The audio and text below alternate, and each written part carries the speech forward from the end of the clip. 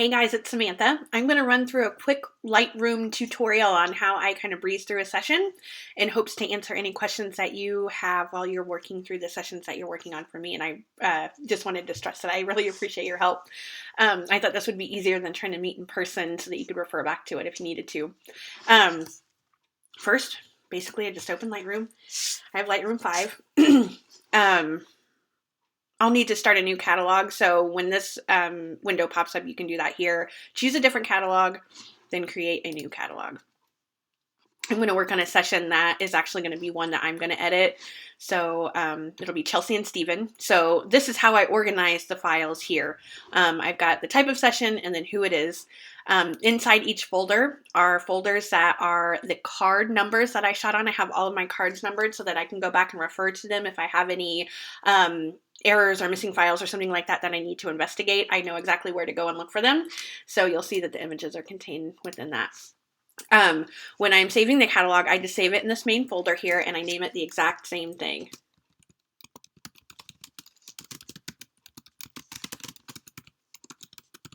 Okay, create catalog. Lightroom does its thing.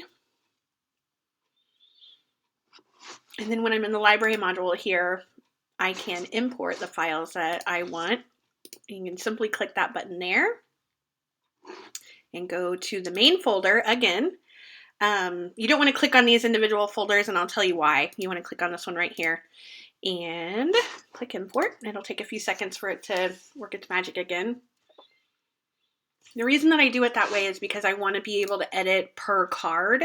It's easier when I'm looking through the images. I have the time synced on both cameras, but it doesn't always 100% line up. And so this makes it a little bit easier to work through the sessions. I'll show you once it loads them in here what I normally do. You'll see that these different cards, I have two different lenses on two different cameras, so I am able to work through a session really quickly. So this is my long lens, my 70-200, and then this is my wide lens, and it allows me to get nice tight headshots and wider shots. And then this one is usually I'm shooting pretty far away and trying to get tight, or I'm trying to do something else like that, kind of have a nice blurry background. Anyway, when I'm working through the session, really what I do is I stay in the library mode first, and I just go through and pick the photos that are the keepers. The shortcut keys for Lightroom, P flags it as a pick, U flags it as nothing, it removes the flag, and X rejects it, so it's an unpick. So those are the three keys that I use. P is pick, U is nothing, and then X is rejected. So typically what I do, I don't flag anything except for what I want to keep. So I'm just kind of scrolling through, looking for the best facial expressions, looking for nice hair placement, making sure that arms don't look awkward and things like that. So for this particular card that I'm working on right now, you'll see that I take multiple shots of everything, and a lot of times that's because we're either working through funky light situations, like you can see this light that's on his shoulder here, the clouds are moving around, things like that. You can see it's kind of moved to her face in this one. So I'm looking for subtle little things like that to make sure that we're getting the best possible shot. And typically I'll keep 1 to 2 of each shot. So like this pose here, I'd probably just keep 1. I may keep 2 just to make 1 black and white. So I'll keep 2 of those just to kind of show you what I'm doing here. You'll see I take a lot of individual pictures during every session, and I'm trying to pose people so they look natural, but also so they're flattering. I don't think that this is necessarily the most flattering picture of him right here, because I think that he may be a little self-conscious about this, and we were working with some funky light here. So you can see that I kind of try to crop in a little bit because he may have been a little bit difficult to pose. You'll also notice that as I move through the session, I may have him sit down again in a different spot in hopes that we can kind of work out the uncomfortable wiggles and things like that. So a lot of times you'll be able to see as the session progresses, people start to warm up to the camera a little bit. The posing gets a little bit more natural. We'll explore different settings and things like that. And so on this particular card, it doesn't look like I took more individual shots of him, but that doesn't mean that I didn't take them on the other camera. So a lot of times when I'm working through a session, of course, know what I shot, so I know exactly what I'm looking for, but kind of scanning through it and getting a general sense for the session before you begin working on it can help you kind of anticipate what's coming down the line. Like you'll see here, there's some individual shots of him here, which are much more flattering. Different location, which is totally fine. And they may notice that if I didn't keep one of these, that they may notice, because we may have some really great shots of her, and then if we didn't keep any of him, they may notice. So what I'm trying to say is just kind of have a broad overview of what's going on, because in this particular situation, it was the beginning of the session. We're working out the awkwardness when we're first getting started. I'm not necessarily super hot on either one of their portraits at this point. You can kind of see that we changed her hair a little bit. We've got some funkiness going on here, and then maybe the wind picked it up, or I noticed something and had her move it. So in this situation, I'd probably keep like one of each one, the best ones of each one of them. Scroll down, wait for some good hair here. She's got a nice smile though. And keep those just so that we have something. On his portrait, I may even crop it in a little bit just to kind of disguise me not being aware of this. So as I keep moving through this session, I'm going to kind of walk you through the next steps that I usually take. What I typically do, and you'll see this, is I like to pick a location and shoot lots of different versions of it because the light is good and I know that you can sync settings when editing. So like here is a really good example. This light's really good, and I moved them into different poses so that we could really maximize the variety of the shots that we're getting. And every once in a while, I'll kind of move some settings around on the camera, and so slight tweaks need to be made even though you're syncing the settings just to make sure that they all look really good. But you'll see, essentially, the exposure is pretty much the same for all of them, and you can sync settings. So I'm actually just going to randomly pick some of these shots from this particular set of images just to show you how I kind of work through editing them. And we'll kind of move on. So I picked a few photos in this one card, and then you can filter it down to the ones that you picked by using this control down here, and you'll see the photos that we shot here. So for these two in particular, let's start with these. We'll go to the develop module, and sometimes it takes Lightroom a second to think about it. And I've got some preset things going on over here, and you guys can develop them as you move through it as well. I kind of know how I like to shoot and what my cameras do, so I've got some presets to kind of get me started, but I'll show you from scratch what I normally do.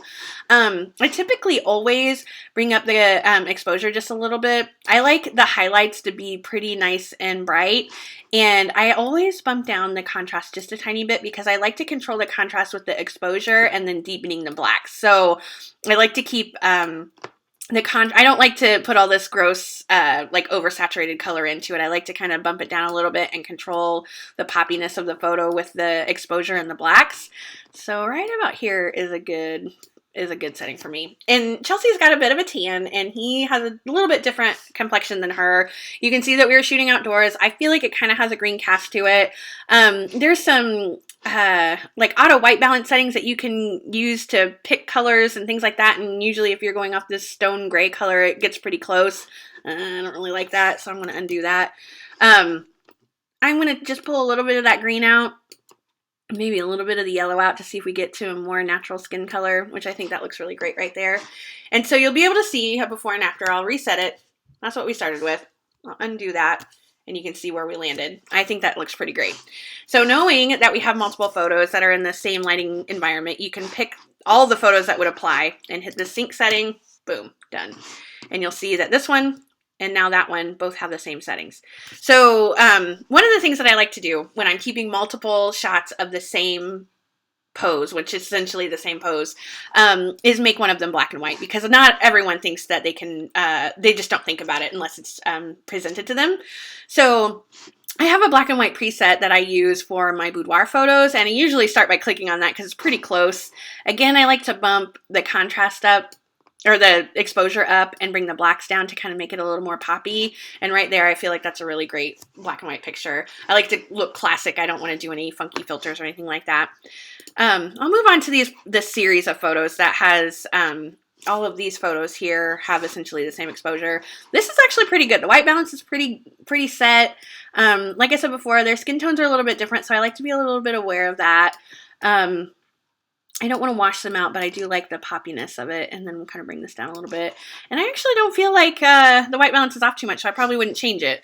So what I'm going to do is select all of them, The first one that's selected is slightly more white than the other ones. I don't know if you can tell in this video, but that is the one that it's pulling the settings off of. So if I move to this one, it would actually reset the settings back to blank.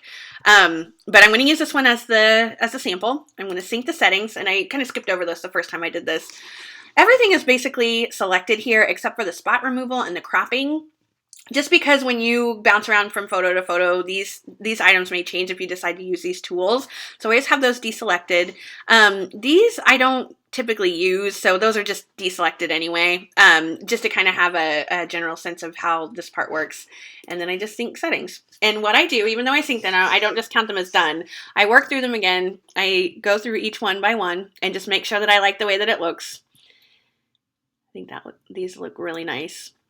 This one I might brighten just a little bit because I pulled them back off of the stairs a little bit. So it's a little bit darker. But for the most part, it looks really awesome. Okay, so that's essentially how I work through a session. I use a library module to go through and pick all my selections.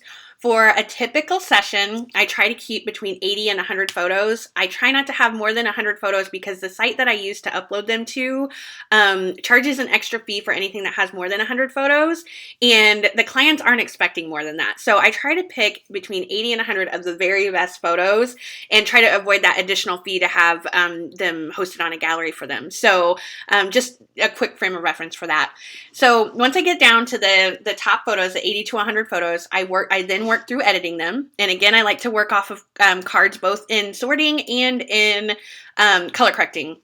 But the important thing to note is after you get all the editing done is to have this selected when you export, because it will make sure that all of the photos are in order by capture time. So that way, if I'm bouncing back and forth between cameras, if I did in fact use 2 cameras, the photos end up being in chronological order, which makes most sense for the client. So I'll show you how I export things, and typically I'm in the library module. I think it doesn't really matter which one you are in, but we'll start here in the library module, and I select all of them. So you can select one photo, you can go through and use other filters to tag them and things like that, but I select them all, and I go to export, and I have user presets also set. So for the clients, really, you can make whatever presets that you want, and I'll show you what the settings should be. You can have them exported to whatever folder that you want. And typically what I do for a session, I'm working on Chelsea and Steven, I will make a folder called Final Edits. This will be the folder that gets uploaded to their gallery and the folder that gets put on their USB drive. I choose that. As long as there are less than 100 photos, this naming format is totally fine. There are custom other settings where you can name them and put their family name and stuff like that. I don't typically do that just because they're not looking at any other photos except for their own, so they don't need to distinguish who's who. Quality level is typically set to 100 for these types of sessions, and the resolution is at 300. And so don't resize to fit. I use this tool for when I'm doing online photos for like Facebook and stuff like that, and I put overlays on them. But for this, I will simply just put it at 300. I remove this information, it makes the files smaller, and then I hit export. And what it does is it just works its magic, and it applies the edits that you have. It applies the edits to the photos that you pulled into Lightroom and exports it as an edited file into this new folder. That is essentially the first step of what I do to work through a session. I think that I'll close it out on this video with that. There is a whole other series of edits that I do for posting preview images, and there are a series of Lightroom tools that I use for that, but I'll save that for a separate video just so that this video is nice and short and you can refer to it if you need to. So quick overview. I pull the photos in the library mode. I make sure to import the entire folder. I work through selecting and deselecting photos by card. You can do it through the whole session if you want to, but by card makes it a little bit easier because then they're all in sync with each other, and as far as timing goes and the lens that I used. And then once I get to that point, I move over to the develop module. If you feel comfortable with kind of learning how I shoot and the edits that you typically apply to start with, creating some presets is a really great idea. It just speeds up the process. Lightroom has some preset preset editing settings, but I don't typically use those. I usually kind of get a few photos that I know that's kind of in tune with how I shoot, and then I make my own user presets and kind of name them appropriately for what I use. And then once I get through editing everything, I select all of them. I move into the library mode again. I export them into the main client folder into a folder called Final Edits, and then I let Lightroom do its thing. So if you have questions, of course, you can let me know. Otherwise, it's pretty straightforward. I like to keep colors clean and crisp and try to make sure that I'm being very mindful of hair placement and hand placement and making sure people look candid and normal. I think it is important to point out that not always do I have the best light to work with. If a client wants to shoot in a certain spot, I'm kind of bouncing around here. Let me show you an example. This one here is shot with my wide lens. For the most part, the light's pretty consistent. You'll see I moved to a different spot and I needed to adjust my settings, so I quickly realized that and made some adjustments. I purposefully shot this to have a little bit of a light flare, so these are a little more artsy. That's fine. I like to make sure the white balance is pretty straight on, even though that is a different type of effect that I like to shoot. On this particular lens here, I didn't do too much. I did a couple of little silhouette shots here, so playing with the contrast a little bit to kind of make sure these cars aren't as noticeable is fine.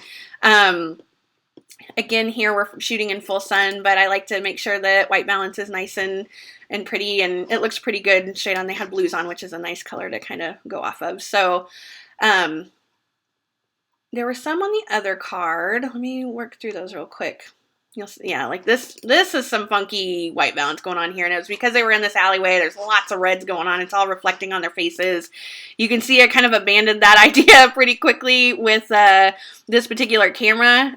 My camera's kind of white balanced a little bit differently, so you'll probably see on this other card that I picked up pretty quickly to go shoot that same scene. Let me see if I can find them. But still, they're pretty orange. So in this case, I may try my best to make these look as good as possible using my kind of standard editing techniques. Oh, that's green. I try to get as close as I can. There we go. We're getting somewhere now. There are some settings down here that you can mess with if you feel like it's still too orange or you want to kind of desaturate some color, brighten it up a little bit. You can definitely get pretty heavy duty. I try to be really mindful of this when I'm shooting so that it isn't so labor intensive to edit it, but getting it good and close is what I like. And if there's a situation where there are just so many of these photos that are kind of yucky white balance, a lot of them end up being black and white because it's an easy fix for it. People love black and white photos, and so I feel like they even fall in love with these pictures a little bit more. And it's kind of fun. There's like this is more of a moment than it is a portrait. So I love making these moments black and white. Just to kind of give you a quick idea. There's another one that was in the beginning of this card that I shot that was really backlit. This is another good example. These, I actually, when I was shooting these, I wasn't really happy with it, and I actually moved them to a different spot because I wanted the bridge to be a part of it. These I still would probably keep some of them because I do like the sun flare and I like how kind of magical it feels. And so again, I'll just play with it. Some of these will end up black and white. That's kind of a standard for me. I don't want it to be too orange, but I do kind of like where it went there. That's a little better. It just takes some tweaking, just playing with it and getting to know how colors play off of each other. And, you know, making things black and white is fun. It makes it feel a little more editorial too, which I like. Sometimes when I'm playing with black and whites, I do mess with the contrast, but typically not when it's in color. But those are just some quick edits, just to kind of help you get to know how I work through a session. Of course, I'm open to new techniques and ideas as long as it's efficiently and the quality, it's efficiently getting done and the quality isn't suffering because of it. I am open to it. So those are some quickies, and as you work through the sessions, you'll kind of get to know more about how I shoot and be able to develop some presets both in editing and in exporting. Again, I said that I was going to make a separate video on exporting images for blog posts and things like that, and so I'll save that for a totally different video so this one can wrap up. Okay, let me know if you have questions.